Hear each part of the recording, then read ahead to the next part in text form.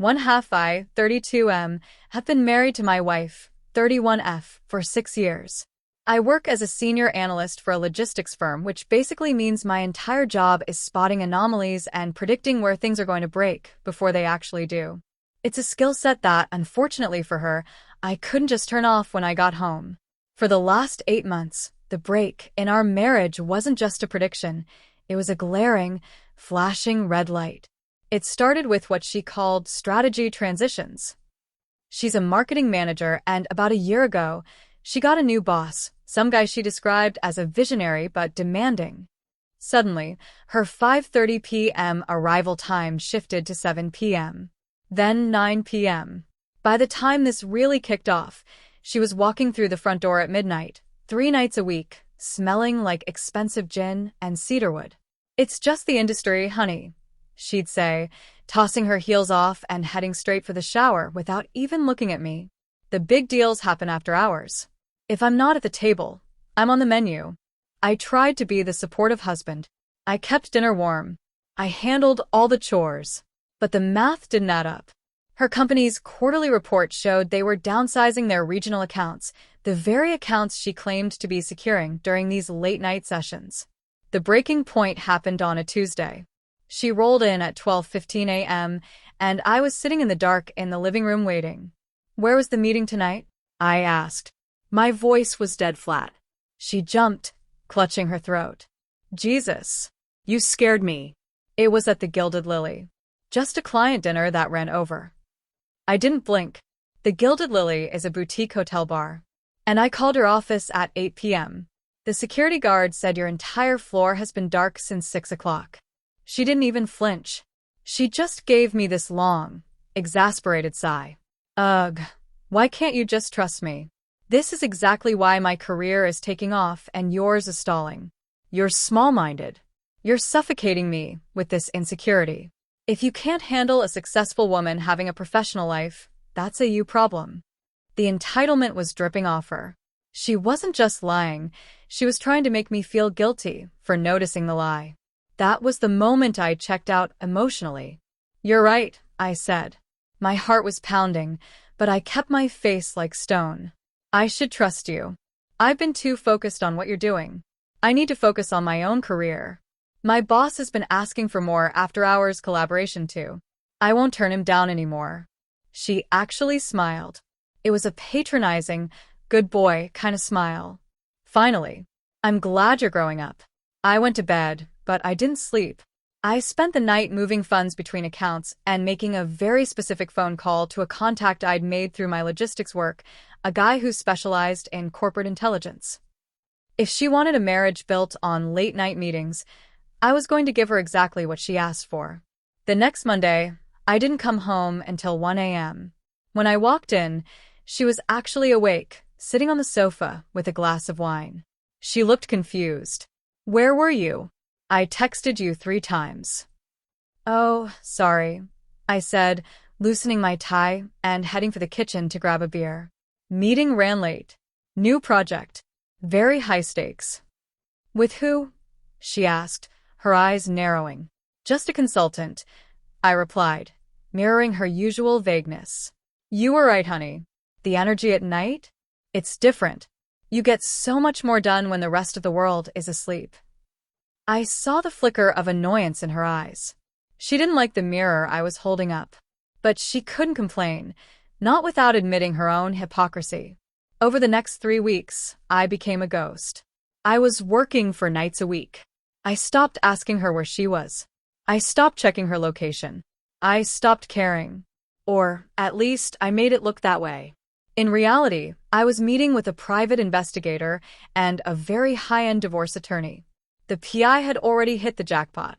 He'd followed my wife to that boutique hotel 3 times in 10 days. She wasn't meeting a client. She was meeting her boss. I had the photos. I had the logs of them entering a room and leaving 4 hours later. But I wasn't ready to blow it up yet. See, her father was a powerful man in the local legal circuit. He was the kind of guy who used his influence to bury people. If I just serve her papers, he'd tie me up in court for a decade and probably find a way to make me pay her. I needed more than just photos. I needed leverage. My wife's boss wasn't just cheating with my wife. My PI discovered he was also embezzling from the firm's marketing budget to fund his lifestyle, using consulting fees that were being kicked back to a shell company. And guess whose name was on the registration for that shell company? My wife. She wasn't just his mistress. She was his bagman. She was the one who would take the fall if the SEC ever came knocking, while her boss kept his hands clean. The late-night meetings I was having? They weren't just with my lawyer. I was meeting with the internal auditor of her company, a woman who had been passed over for a promotion by my wife's boss and was looking for a reason to burn his world down. I got into my wife's laptop at 2 a.m. one night. She used the same password for everything. I found the portal. I found the transfers. Over the last 18 months, my wife's consulting shell company had received over $450,000 in diverted marketing funds. The next morning, I was making coffee when she swanned into the kitchen. "I'm heading out early," she said. "Big breakfast meeting with the regional VP. Don't wait up tonight." Busy, I said. Funny thing, I actually have a meeting with the VP today too. Someone very interested in internal structures. She paused. What is that supposed to mean? Just work talk, honey. The kind you told me to focus on. As soon as her car pulled out, I called my attorney. We had the digital trail backed up on 3 separate cloud drives. We waited until the annual external audit started that Thursday. We wanted her trapped in that office when the walls started closing in. Thursday morning, I dressed in my best suit. Big presentation today, I told her. The kind that changes lives. You have a big day too, right? The audit. Her face went pale. How do you know about the audit? Must have been a lucky guess. I picked up my briefcase. By the way, I left a little gift for you on the kitchen island. Don't open it until you get to the office. The gift was a copy of the PI's report, the photos of her and her boss at the hotel, tucked inside a folder from a very prominent divorce firm. I didn't go to my office. I went to a small cafe across the street from her corporate headquarters and waited. At 10:15 a.m., 3 black SUVs pulled up. Men in suits stepped out. 10 minutes later, I saw them. My wife was being led out of the glass lobby, flanked by investigators. Her boss was behind her, shouting and pointing at her, clearly trying to throw her under the bus right there on the sidewalk. I stood up from my table and stepped out onto the sidewalk. Our eyes met. The shock that hit her was visible. She stopped dead. "You," she whispered. I just raised my coffee cup in a silent toast and watched as they pushed her into the back of the SUV. Next, I went to a high-end steakhouse where her father was already sitting in a corner booth. He didn't even look up from his scotch. "I hear there's a misunderstanding. 2 halves I've put in calls. You're going to sign a statement saying you authorized those transfers from your joint account. It protects the family image." "I'm not signing anything," I said, placing a manila envelope on the table. He chuckled.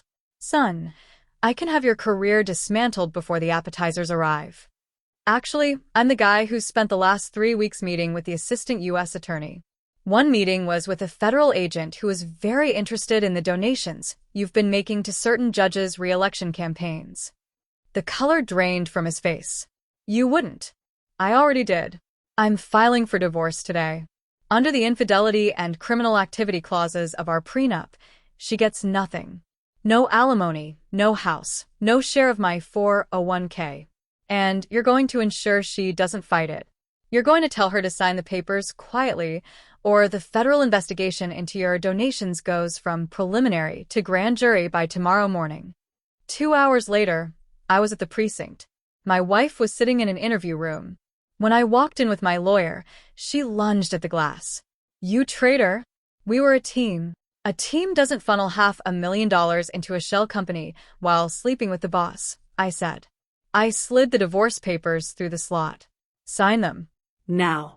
If you do, I might lose the hard drive that contains the personal emails between you and your boss, the ones where you joke about how easy it is to embezzle from the stupid shareholders." She looked at the papers, her hand shaking as she took the pen. She signed. The final showdown was in the courthouse hallway a few weeks later. Her boss, the visionary, tried to corner me. "I'm going to make sure she's the face of this entire collapse. She's the fall girl, you idiot. Actually, I said, I have the server logs from your private, backdoor account. You didn't just use her. You left a trail leading straight back to your IP address at the hotel. Inside the courtroom, the judge didn't waste time. My wife sat at the defense table, her father slumped beside her. Her lawyer tried to claim professional duress, but I stood up and handed over one final folder. It had the GPS data from her car for the last 6 months, cross-referenced with the company's financial losses. The judge looked at the documents. The infidelity clause in the prenuptial agreement is ironclad. The defendant's criminal activity further voids any claim to the plaintiff's assets. The divorce is granted. The gavel dropped. My wife was led away to begin her 3-year sentence. Her boss is looking at 12. Her father was forced into a voluntary retirement to avoid a disbarment hearing. I walked out of that courthouse and went home to a house that was finally quiet. The math finally adds up. For the first time in a long time, the ledger is perfectly balanced. If you found this story as satisfying as I did, maybe subscribe? I promise my updates are a lot more honest than my ex-wife's business meetings.